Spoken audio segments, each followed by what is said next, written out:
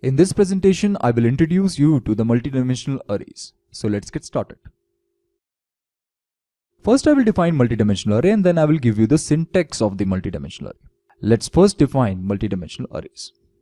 Multidimensional arrays can be defined as an array of arrays. You can think of multidimensional arrays as the combination of multiple arrays. Okay? Apart from this, the general form of declaring n-dimensional arrays is as follows.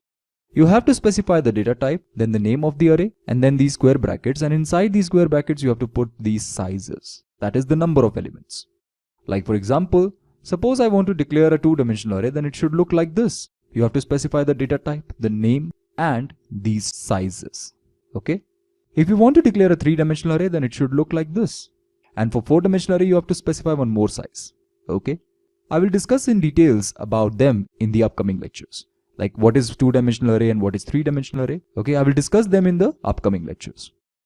After defining the multidimensional array and giving the syntax, let's now try to understand how we can calculate the size of multidimensional arrays. Size of multidimensional array can be calculated by multiplying the size of all the dimensions. You can calculate the size of multidimensional array by multiplying the size of all the dimensions. Like for example, suppose I want to calculate the size of this particular array, then I just have to multiply these two sizes, that is the number of elements. It gives me 200, which is the total number of elements it can contain, right? But I want to know the size in bytes. Then I have to multiply 200 by 4, okay? And it gives me 800 bytes. But wait, what is this 4? 4 means the size of one element. 4 here depicts the size of one element, okay?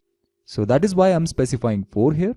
And multiplying 4 by the total number of elements gives me the total size, which is 800 bytes.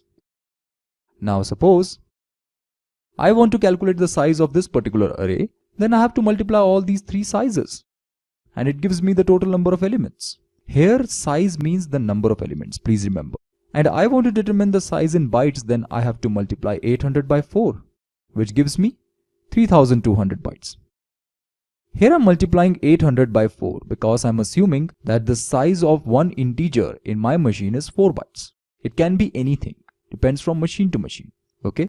And please note down that we can store up to 200 elements in this array and we can store up to 800 elements in this array. Now the question that immediately arises is that why we are multiplying these sizes, why we cannot perform any other operation.